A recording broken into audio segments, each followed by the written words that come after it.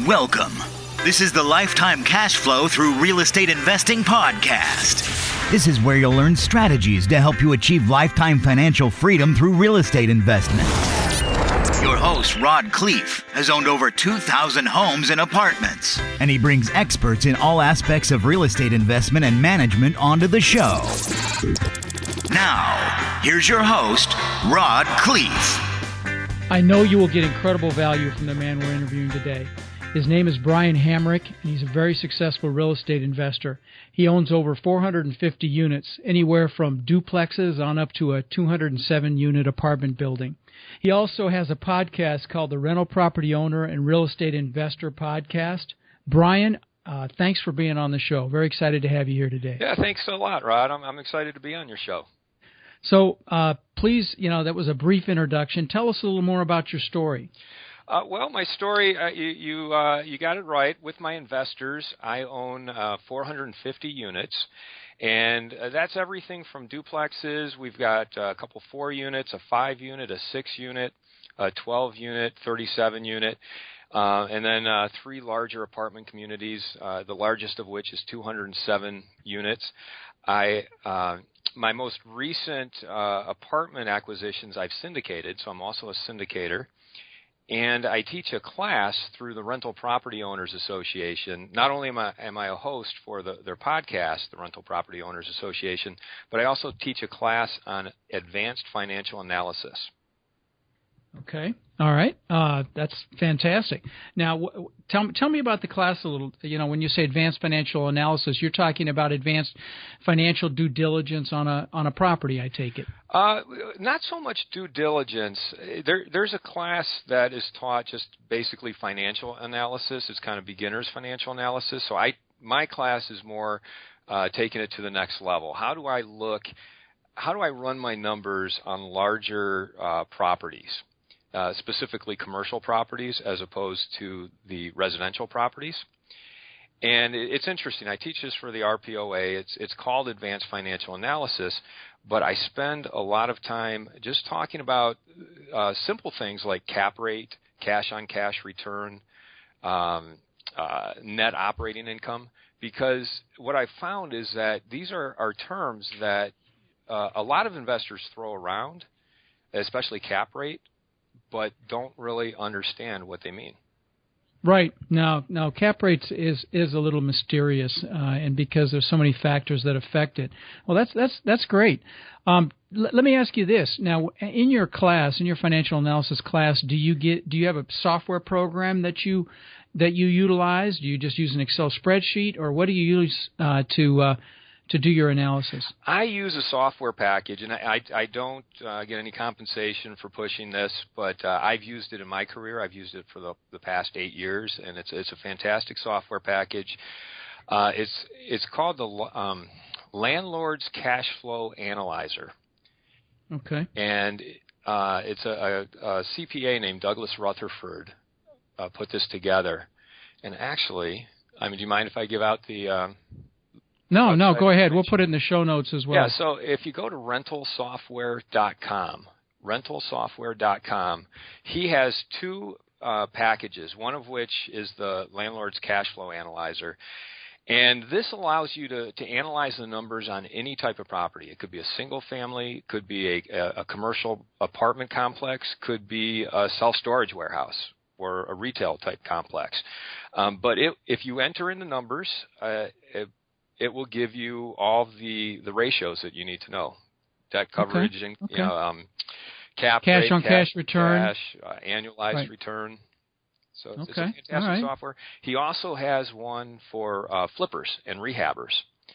Now, I've never used that. I'm not a flipper or a rehabber, but if it's anywhere near as good as the other package, it's well worth the money.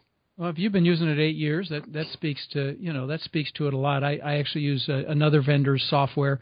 One of my other interviews, a guy named Scott Scheel, has a product called the Opportunity Evaluator that's also excellent. So there are resources out there, guys, and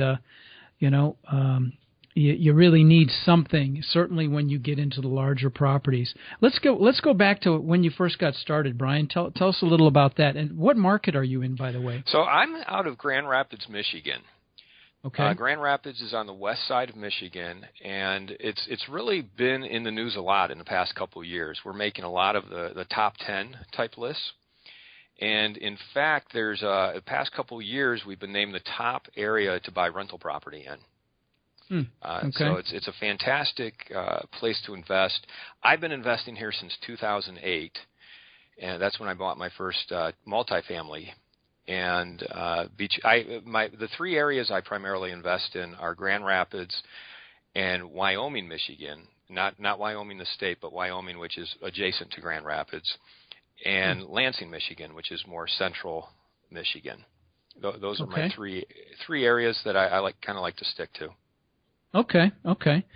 So tell me, when did you have a life prior to real estate, or what prompted you to get into real estate? Or did you always do real estate? No, I have 20 years experience in a completely different field, and I always like to say that I had the best job in the world. It was what I was doing was movie marketing. So movie marketing. Okay. So right. when you go to the movies and you see the coming attractions, or you're watching TV and you see a 30-second commercial for a movie that's coming out, that's what I used to make. So I used to be an editor, a copywriter, and producer for movie marketing. I'll be darned. Well, that is completely unrelated. All right. That sounds fun, though. I mean, it definitely sounds fun. Yeah. So back to real estate. What was your first deals? Were they the duplexes and the quads? Did you start out in houses, or where'd you start? I was living in Los Angeles, being in the entertainment industry. I was in Los Angeles, and this was back around 2000. And just like everybody else, I read Rich Dad, Poor Dad and got the bug. So I started looking around L.A., and there was really nothing. Everything was way out of my reach. It was overpriced. I couldn't afford it. So I started buying out of state. I hooked up with a network that was located in Los Angeles, but had a network throughout the country in good locations with brokers, property managers, insurance agents, buying up VA foreclosures and other types of investment properties where you could get in for $1,000 down. You could buy I bought a single family house back in 2002 in Rio Rancho, New Mexico for $1,000 down. Right. Yeah. It's funny. That's how I got my start with VA and HUD foreclosures back in the day in Denver. I bought 500 houses in Denver a long time ago, and they had VA financing with 500 down. They had VA financing with 5% down. They had HUD financing with 5% down, and I was a real estate broker at the time, and I was getting a 6% commission. So I went to all my buddies and said, "Hey, let's do this," and we got into a ton of houses that way. But it's like being funny. A kid in a candy store. Yeah, no, it really was. I couldn't believe other people weren't doing it. Did you have any mentors as you were getting going? Well, mentors, I have had a coach in the past. Okay. I did pay for coaching. But my mentors have really been, to me, there's people on the ground here in Grand Rapids who I would consider as mentors in the property management industry and in the Rental Property Association, which I'm a member of, or even like podcasts later on, like just listening to your podcast. I consider you may not be my mentor, or your guest may not be my mentor, but the information I'm getting from podcasts is as good as what I might get from a mentor. Sure. In a way, that is a form of mentorship. Okay. All right. So tell me, let's get into your syndications. When you syndicate, do you look for debt partners or equity partners or both? I typically look for equity partners. Okay, and tell me, in a typical deal, maybe let's dissect one of your purchases. Really, as far as how much does an equity partner? How much do you give an equity partner? Is it a percentage based on the amount of equity? I mean, the amount of money put in. I assume you come up with a percentage and back into it based on the amount of money you need. Exactly. So I kind of back into it. I start with what is the return that I want to offer the investor. or what? Because I almost look at it from a marketing perspective. If I'm going to take this to an investor, what is it that's going to get them excited about this deal? What are they going to get out of it? So I start with the rate of return, and typically there's a preferred return, whether it be 6 to 8% a year, a preferred return, and then there's an annualized return, which, and by the way, just for your listeners, the preferred return would be based on the money that they put in. They're getting the first 6 to 8% of the cash flow in a given year. Right. Okay, that's the preferred return. So if they put $100,000 in, then they'll get $6,000 to $8,000 a year preferred. Now, that's if we have enough cash flow to pay that. Sure. Which is why it's called preferred. And then after that, I start to, myself and my other managing member partners start to partake of the return. And then the other number that I like to use to get my investors interested in the deal is the annualized return, which basically says if you add up the cash flow and preferred return that you're getting every year with the profit we make on sale, the principal pay down, your annualized return, typically I try to shoot for it's going to be better than 15% per year. Okay. So if we own the property for 10 years, by the time we sell it, you've collected all your cash flow. And by the way, you get all your money that you originally put in back. So this is... Let me stop you for 1 second. So on your annualized return, what you're doing is it's a pro forma based return because it's based on selling the property after a period of time. So it's not cash in hand until the property sells, correct? Correct. Yeah, it is a pro forma number. So it's a projected annualized return.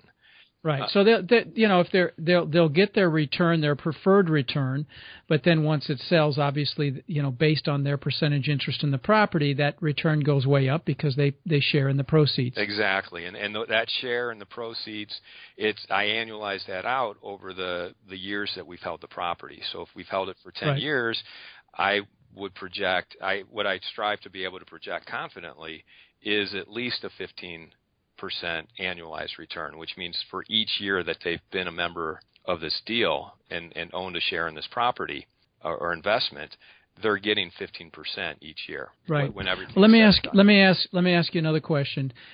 When you're structuring these deals, I assume it's you and your partners, and then you're bringing in investors.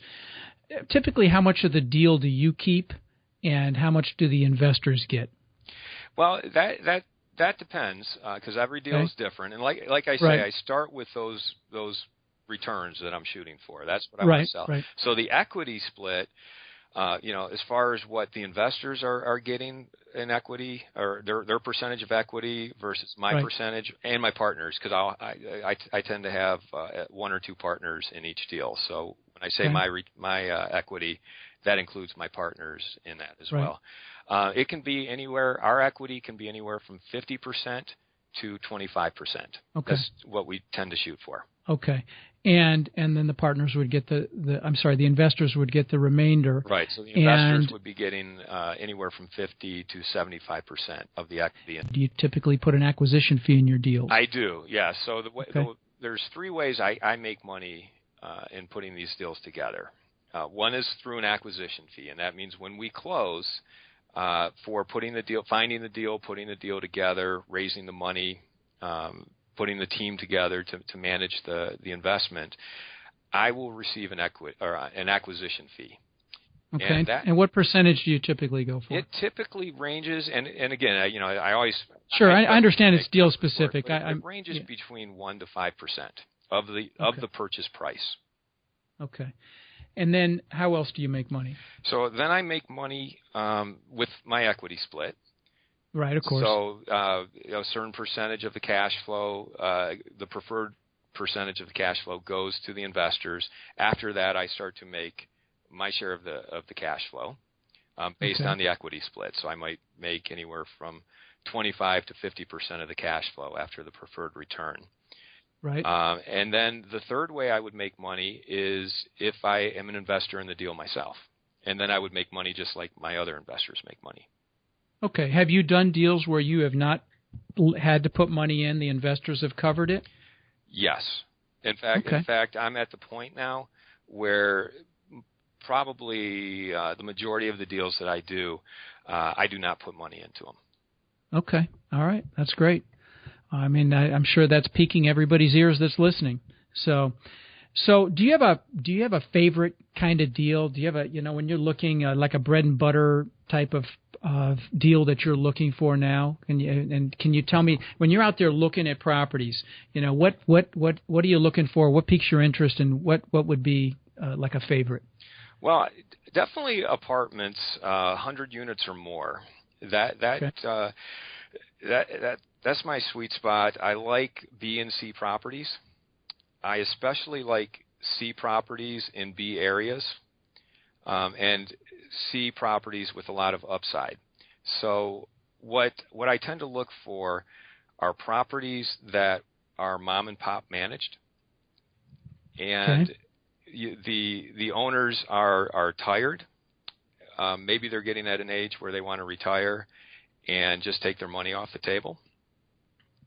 And there's opportunity to come in and bring efficiencies to the management of the property, and by bringing expenses down.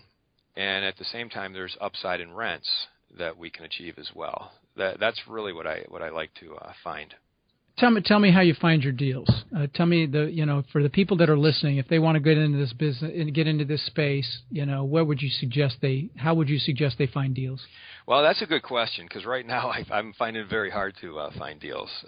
Right. The market is very hot right now. So right. The typical answer of call a broker and get on a broker's good side, and he'll put you on his list. I know a lot of brokers, and I'm still getting properties that don't fit my criteria. So sure. What I like to find are off-market deals or in-between market deals. And there's a couple ways I find them. One is through property management companies. I'm a strong believer in working with property management companies because they tend to have a good pulse on the market. Oh, I'm really glad you brought that up, actually, and I want to get back to this dialogue, but I want to back up for a second. I forgot to ask you that question. So for your property, you put outside management in place? Is that what you do as well? I do, yes. I okay. work with all third-party management companies. Okay. Yeah, and see, I'm the opposite. I personally like to manage it myself, and I'm glad that you brought that up. But I could definitely see the property managers as a resource for deals. That's a great tip. What else?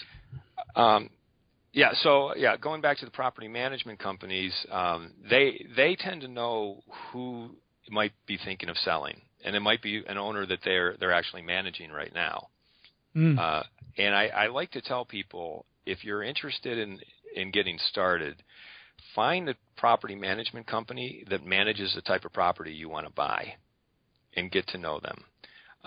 Because Rod, you and I definitely have a difference of opinion on whether you right. should manage your property or not.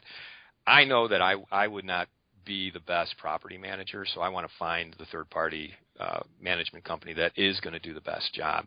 And I think finding that company, if they manage, and that's exactly how I found the last deal I did.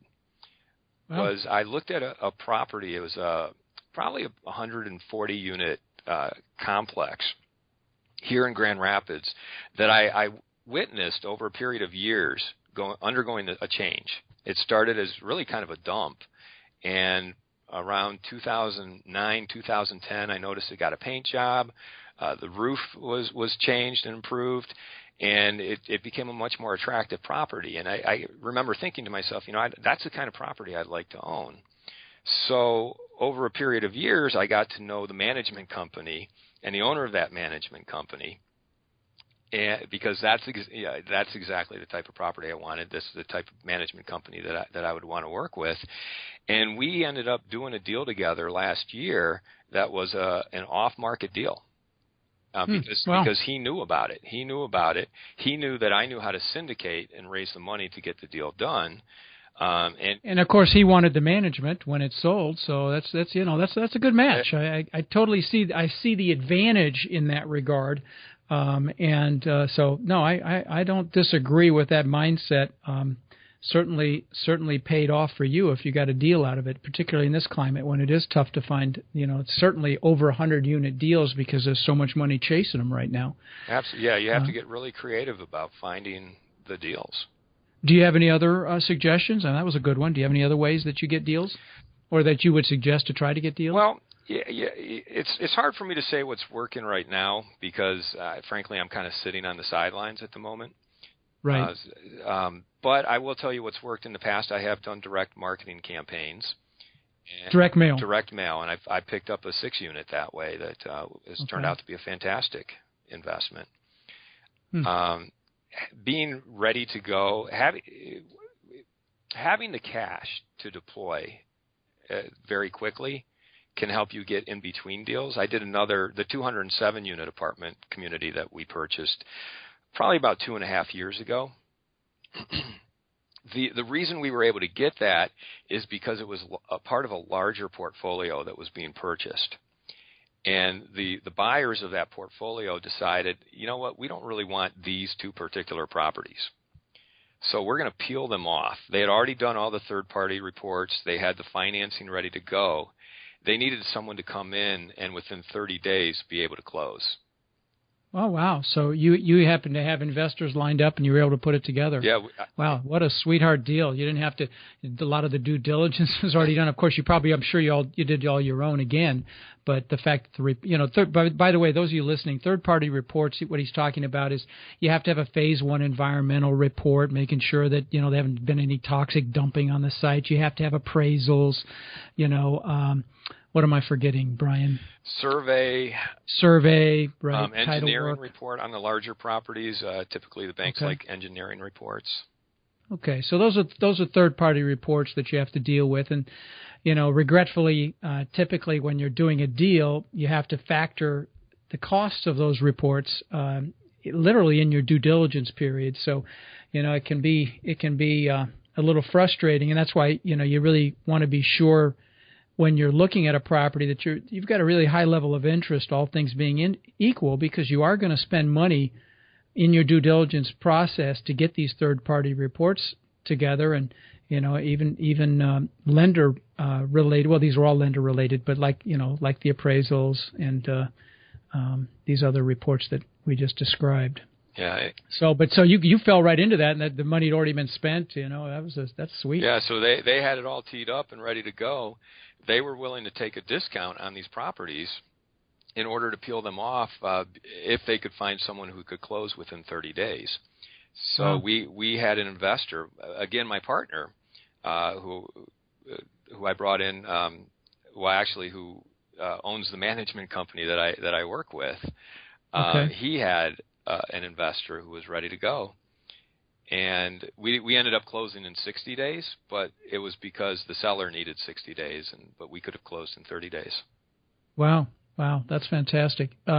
So not only did you get a deal from that property manager, you also found an equity partner from that property manager. Well, you're making me think about that a little bit now. That's great. Obviously, those relationship guys. Those types of relationships are critical. Not just property managers, attorneys, title companies, appraisers. These are all possible sources for deals, but property managers is a good one. So, what's your favorite part of what you do, Brian? My favorite part would have to be the freedom that I get. I'm very busy. I work harder doing what I do than I did when I had a job. But you love it. But I love it. I've got the freedom to go where I need to go and be away from my office or my desk. And nowadays I can take my office with me if I have to. But I like the freedom. If I don't want to work on a Tuesday, I don't have to work on a Tuesday. But I work on Tuesdays anyway. But I'm kind of right. No, we both are, and those of you that are listening, and I've said this on other interviews, and certainly in my Driving Force Success tips, you got to love what you do, and if you're getting into this, make sure you associate pleasure with it, so that if you don't love it right out of the gate, you end up loving it, and Yeah, in fact, that my last comment about my driving force success tips, I talk about goal setting, visualization, motivation, things of that nature. So I always like to ask my guests, where do you get your drive? I mean, what makes you jump out of bed in the morning? Well, along the lines of the previous question, I love the freedom, but what I also love about it and what gets me out of bed in the morning and keeps my mind constantly churning is the creativity of it. Right. I come from a creative background, being 20 years in movie marketing. There's a lot of creativity there. And I'm able to take that creative spirit and apply it to real estate in ways that end up being very fun and creating deals that may not have otherwise been done. Right. Let me ask you this. Do you have any employees or other people on your team, like full-time people on your team right now? I do not have any employees. I'm kind of a one-man band, but I do have a team. So I've built a team of people that I can rely on to take care of things. And tell me about the components. What you don't have to give names, but just the different pieces. Yeah, well, I'll tell you. I mean, one of the most important members of my team is my bookkeeper. No question. And I remember. I mean, this must have been 12 years ago. I remember Robert Kiyosaki. I'm a big fan of Robert Kiyosaki, and me as well. And one of his pieces of advice was hire a bookkeeper. Just get one, because why are you paying your own bills? That's something that you could pay someone else to do. And I'm so glad I did that. And I did it probably 12 years ago. And I've been through different bookkeepers because I moved from Los Angeles. I ended up finding a bookkeeper here who I'm very happy with. But that's such an important member of my team. I mean, I'm still looking at the numbers. I'm still looking at the reports. But I'm not writing checks. I'm not paying bills. And when there's bank account information or number, information that I might have to spend a half a day looking for, I can just say, here, can you take care of this? And I know it's going to be taken care of quicker and better than I could have done it. So a bookkeeper, she's also a kind of a / assistant. So if there's other jobs that need to be taken care of, I know I can rely on her for that as well. I have several lawyers who I work with. Depending on what my needs are, I will decide which lawyer I'm going to use. I have an SEC attorney. Right. Property management, that's a very key, important thing, which they embody a lot of my team, the maintenance staff. They also have their bookkeepers as well. And I know I'm forgetting some other key people, but do you deal with a specific lending group, or do you use local or regional banks, or you just shop it all over when you're getting financing? It depends on the size of the deal. A lot of my smaller properties, there's local lenders that I tend to go to. Okay. So I do have a lot of loans with small community type banks. Okay. But then once you get to the larger apartments, you're dealing with a totally different kind of financing. So I have there's a broker here, Greenman Capital. They source a lot of deals for me. They tend to deal with insurance money. So the last deal I did, we actually have insurance company money. Is it non-recourse debt? Non-recourse debt, yes. Yeah, that's nice. That's nice. That's the way to go. Non-recourse, for those of you who don't know, means you're not personally liable for the debt. It's completely reliant on the property, and it's typically long-term. And it's a fantastic way to own property. There are a couple. Really one major drawback, and the drawback is they have what's called defeasance, which is another word for prepayment penalty, and it's lengthy and very expensive. So you only put that debt on properties you plan on holding for quite a while. Would you agree, Brian, or do you have anything to add to that? Yeah, I would agree, and it's very important when you're raising money to have non-recourse loans, right. Especially when when I syndicate. A typical share will be $50,000, and these are accredited investors that I'm raising money from. So they want to know that they're not going to be held liable if anything happens, especially with the loan. So having a non-recourse loan when you're working with investors is very important to being able to raise that money. And then as far as the defeasance, well, now let me stop you there for a second, because certainly your investors are not borrowing the money. So, typically if you're not getting non-recourse debt, and you're getting recourse debt, then the sponsors, the people putting the deal together, you and your partners would go out and borrow the money and be personally liable, but your investors would not be on the hook for that, unless correct me if I'm wrong. Okay, yes, yeah, thanks for correcting me. So I mean, we do a lot of deals. I mean, I've seen a lot of deals and done deals where the sponsors will go out and borrow the money. They may go from a bank or typically a bank or a larger institution, and they'll be on the hook for that debt, full recourse, and then their exit plan will be to get non-recourse debt or sell it. But you don't want to buy stuff and keep recourse debt on it. But yeah, okay. Well, just wanted to clear that up. You're right, no Rod. question, non-recourse is the way to go if you can go that route. No question. And let's talk about sponsors for a moment, because when you Right. do the larger deals, the larger apartment deals, and which if they cost over $1 million, $2 million, the bank wants to see financial strength. So Right. I don't necessarily have the financial strength to sponsor a deal, so we go out to other investors who are willing to sponsor.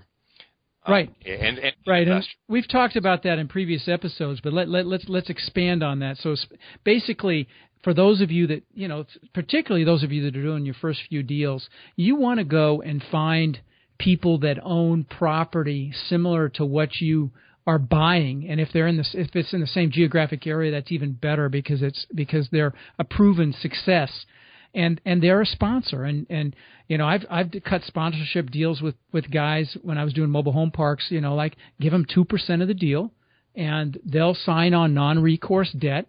They tip for that kind of a percentage. They wouldn't certainly do a full recourse, but you could also bring them in a much larger capacity, from an equity standpoint.